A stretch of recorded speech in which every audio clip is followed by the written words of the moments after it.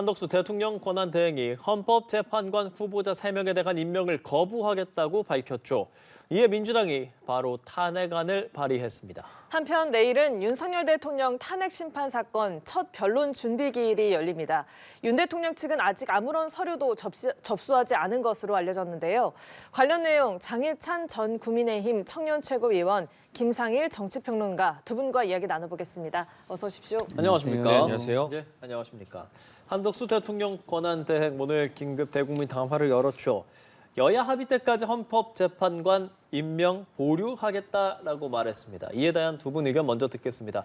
왜 이런 이야기했는지 그 이유 먼저 좀 짚어볼까요, 저희? 일단 한덕수 권한대행의 고민이 상당히 깊었던 것 같습니다. 다만 이전 황교안 국무총리가 박근혜 전 대통령 탄핵 시 권한대행을 할 때에도 네. 그때는 또 우리가 이미 여러 번 보도가 됐겠지만 민주당의 기라성 같은 법조인 출신 의원들이 이 권한대행이 헌법기관 임명하면 안 된다. 이건 월권이다라고 많이 이야기했잖아요. 그래서 오늘 한덕수 총리의 이 담화문에도 당시 예시가 실려 있습니다. 황교안 전 권한대행도 그 당시 대통령 탄핵이 인용되고 나서 임명권을 행사했다. 그러니 원래는 이걸 제한적으로 행사하는 것이 맞지 대통령 권한대행이 헌법기관 임명까지 대통령처럼 할 수 있는 건 상당히 부담스럽고 옳지 않은 일이다. 다만 그럼에도 불구하고 이게 국가적으로 필요하다면 여야 간의 합의가 필요하다.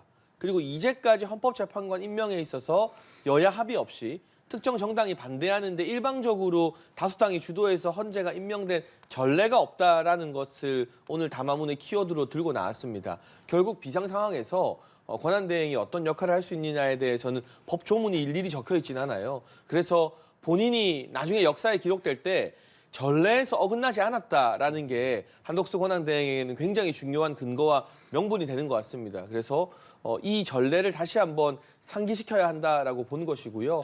법안이 되었든 특검이 되었든 임명권이 되었든 간에 예. 한덕수 권한대행 체제에서는 여야 합의를 굉장히 중요한 키워드로 보겠구나. 만약 내일 탄핵이 실패로 돌아가거나 또는 150석이나 200석에 대한 견해 차이 때문에 이 탄핵에 대한 가처분이 또 인용된다고 하면 앞으로 계속해서 한덕수 권한대행은 저는 그게 특검이든 법안이든 뭐가 됐든 간에 여야가 합의를 해오면 권한대행으로서 도장을 찍고 합의를 하지 않으면 나는 이 도장을 찍을 수 없다라는 게 본인의 이 권한대행에 대한 직에 대한 인식으로 보여집니다. 예, 합의라는 표현이 정치권에서 사실 이루어지기만 한다면 저희가 뭐 이런 얘기하는 것이 무슨 필요가 있겠습니까만 지금 상황에서 사실 합의라는 게 불가능할 거라는 게 중론이지 않겠습니까?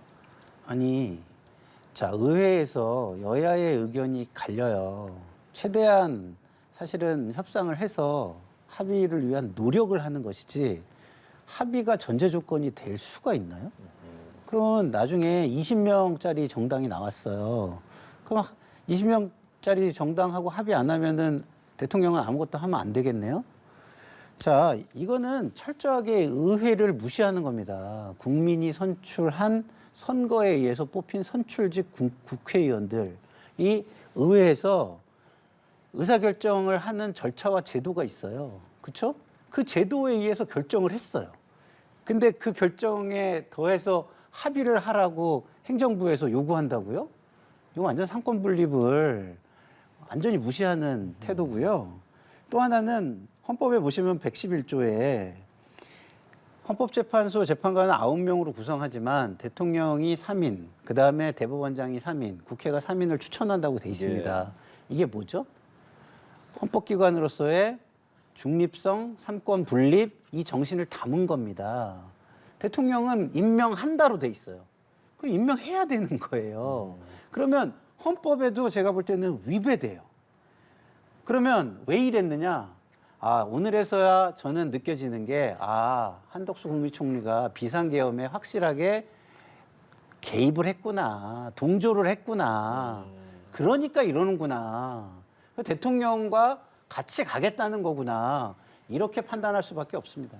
예, 뭐 이제 탄핵안, 대통령 권한대행 탄핵안 내일 본회의에서 표결이 붙여질 텐데요. 이 탄핵 가격 정족수를 두고서 계속해서 의견이 갈리고 있는 상황입니다. 이거를 대통령 권한대행이라 대통령 기준으로 봐서 200명 이상으로 해야 되느냐, 아니면 총리 기준으로 151명 이상으로 해야 되느냐, 의견이 갈리고 있는데 어떻게 결정이 될까요? 저는 갈수록 민주당의 논리가 좀 궁색해지는 것 같습니다. 처음에는 151석으로 된다고 하다가 분위기가 좀 안 좋게 바뀌고 바뀌고 민주당에게 우호적인 해석을 내놓았던 국회 입법조사처도 하루 만에 이건 200석이라는 의견도 있다라고 말을 좀 바꾸니까 이제는 과거 총리직을 수행할 때 문제로 탄핵을 하게 되면 그 과거 신분에 걸맞는 의석만 필요하다라고 하는데 제가 이 논리가 이해가 잘 안 되는 게요. 지금 어쨌든 직무 정지가 된 윤석열 대통령이 과거 검찰총장이었잖아요. 그럼 민주당 논리대로라면 검찰총장일 때 잘못한 걸로 탄핵을 하면 지금 대통령이라도 검찰총장 기준으로 탄핵이 가능하다는 건가?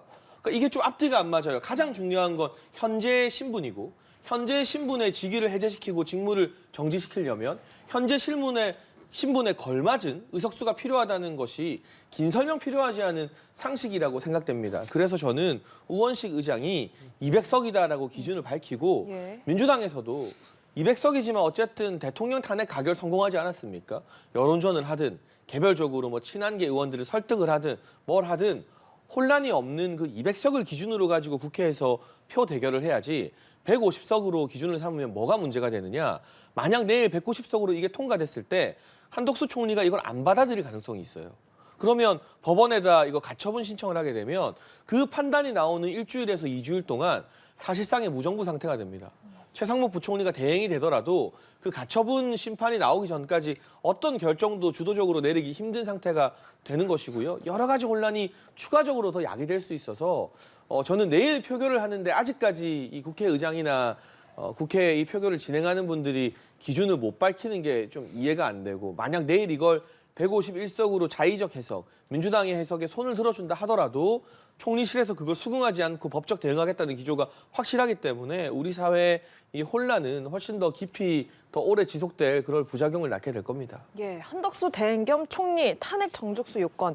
일단 뭐 지금까지 헌법재판소에서도 결정이 없어서 공식 입장을 내기가 어렵다 이런 상황이거든요. 어떻게 네. 봐야 할까요? 기본적으로는 저는 국무총리로서의 탄핵은 151석 그리고 권한대행으로서의 탄핵은 200석 네. 이런 어떤 논리가 개인적으로는 합리적이다 이런 생각이 드는데 논란은 있어요. 왜냐하면 법원의 최종 판결이 없고 판례가 없잖아요. 그러니까 판례를 만들기 전까지는 논란이 있을 수밖에 없습니다. 그런데 이런 겁니다.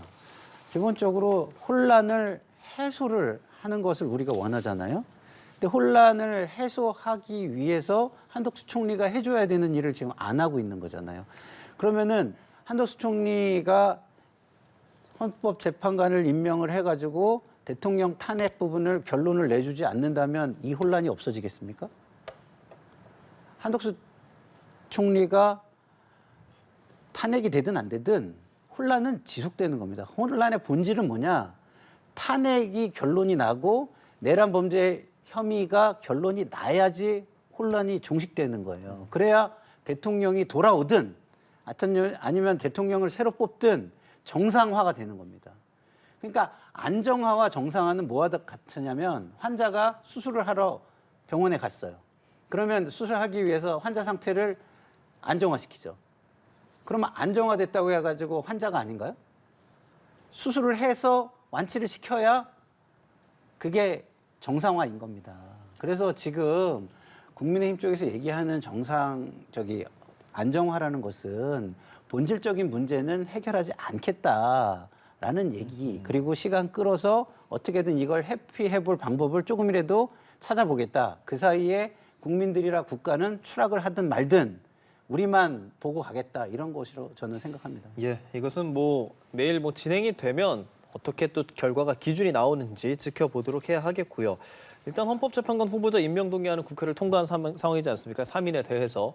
자, 그 표결 때 상황을 좀 보면 일단 원내대변인 등 통해서 국민의힘 안에서의 입장은 표결에 참여하지 않는다였는데 참여한 인원들이 언론을 통해서 계속 다 공개가 됐어요. 사실 그 인원들 조경태, 김혜지, 김상욱, 한지아 이 정도 의원들 여당에서 나오는데 어떻게 생각하세요? 그러니까 물론 당론가라는 소신도 존중받아야 되지만 이 정도까지 당과 반대되는 입장을 지속적으로 취할 거면 나가는 게 맞지 않나. 당연하세요. 당이라는 게 이념과 이 수권 목표를 공동으로 공유하는 결사체인데 이분들은 아예 철학이나 지금 국면에 대한 해결 방안이 완전히 다르거든요. 이게 단순한 이견 정도가 아니라 180도 해법이 다르다면 저리 싫은 사람이 중이 떠나는 게 맞다라는 생각까지 저도 이제 들 정도이고요. 그리고 이 중에서 이제 조경태 의원 같은 경우는 그나마 이번에 경선이라도 했습니다. 김상욱 의원, 울산의 소위 말하는 꿀지역구에 전략 공천 받았습니다. 김혜지 한지아 의원, 누군지도 모르는데 비례 공천 받았어요. 그러니까 이 당이나 보수 진영을 위해서 뭔가 업적을 쌓고 지금 국회의원이 된 게 아니라 굉장히 엄청난 특혜를 공짜로 받아서 누리고 있거든요. 근데 당으로부터 의원직 배지는 공짜로 수혜로 다 받아놓고 당의 결정과 다른 의원들의 결정에 대해서는 반발한다. 저는 이 정도 이 독자적이고 애고가 강한 사람이라면 나가서 활동하는 게 맞다라는 생각이 들고요. 물론 조경태 의원은 한덕수 총리에 대한 탄핵도 시사했습니다만 김사국 의원이나 김혜지 한지아 의원이 표결에는 이번에 참석했지만 총리 탄핵안에까지 참석해서 찬성표를 던질지는 모르겠습니다. 그건 또 결이 다르니까 좀 미지수인 측면은 있는데요. 저는 공개적인 소신이라고 하기엔 이분들 나가도 너무 나가서 보수 진영과 당 내부의 지지자들의 원성을 자자하게 만드는 원죄를 짓고 있다고 생각합니다. 나가도 너무 나가서 나가는 편이 낫겠다. 그렇죠. 예, 네. 어떻게 좀 생각하세요? 전 이런 얘기 들을 때마다요. 진짜 한숨이 푹푹 나와요. 아, 나는 민주당을 나가야 되나?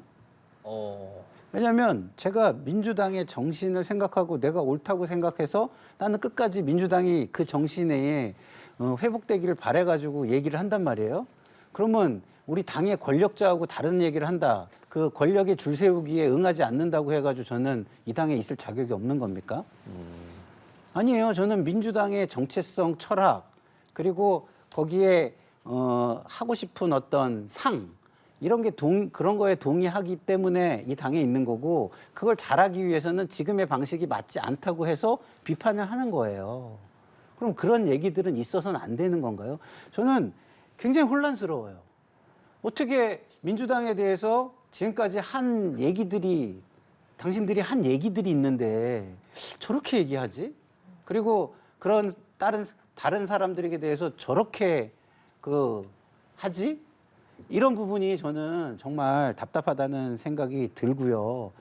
기본적으로 정당에 참여한 모든 사람들은요, 자기 의견을 가지고 최선을 다해서 할 수 있는 겁니다. 지금 누가 옳은지는요, 역사가 판단을 하는 거예요. 지금 제가 볼 때는 모르겠습니다. 제가 볼 때는 권력에 줄을 서는 사람들이 옳다고 얘기하는 것뿐이 안 된다고 저는 봅니다. 이제 짧게 반박하면 예. 국민의힘에 지금 무슨 권력이 남았습니까? 대통령이 탄핵된 마당에 우리가 줄 설 권력이 지금 사라졌잖아요. 무슨 권력이 있어요? 다만 여전히 탄핵에 반대하는 30% 가까운 국민과 당원들의 3분의 2 이상은 탄핵에 반대하기 때문에 그분들의 마음을 대변하는 것 또한 국민의힘과 보수 정치인들이 해야 될 일이고, 저는 소신을 가지고 노력하고 자기 의견을 피력하는 것까지는 괜찮다고 생각합니다. 예. 다만 국회가 민주주의에 의해 다수결로 운영되듯이 당론도 민주주의에 의해서 다수의 의원들이 만들었는데 한두 번도 아니고 굉장히 결정적인 국면에서 번번이 이런 행위를 한다면 나머지 의원들을 다 모욕하고 바보 만드는 일이기 때문에, 단합을 저해하는 일이기 때문에 그 정도로 본인들의 소신이 중요하다면 나가서 그 소신을 펼치는 게 맞다고 보는 거고, 더군다나 이 당의 어떤 기여를 한 분들이 아니라 공통점이 다 이번에 처음 들어오거나 비례대표 등으로 당으로부터 혜택을 받았는데 결정적인 국면에서 당과 다른 선택을 할 수 있느냐? 전 이게 정치적 도의에도 맞지 않다고 생각합니다. 예, 그러니까 자, 제가 드리고 싶은 얘기는 그게 당의 철학인 거냐고요. 아니면 그냥 윤석열 대통령과 그 권력이 하나도 없다고 하지만 민주주의에서 권력은 제도인 거예요. 그리고 지위인 것이지. 뭐 그 한 사람이 그거를 뭐 신에게 부여받아서 가지고 태어나는 겁니까? 예. 그건 아닌 겁니다. 그래서 제가 드리는 말씀이고요. 예. 그런 얘기를 똑같이 민주당에 적용을 해서 그러면 앞으로 말씀을 하실 건지 저는 궁금한 거예요. 예, 알겠습니다. 두 분 말씀 어떤 말씀이신지 잘 알겠고요.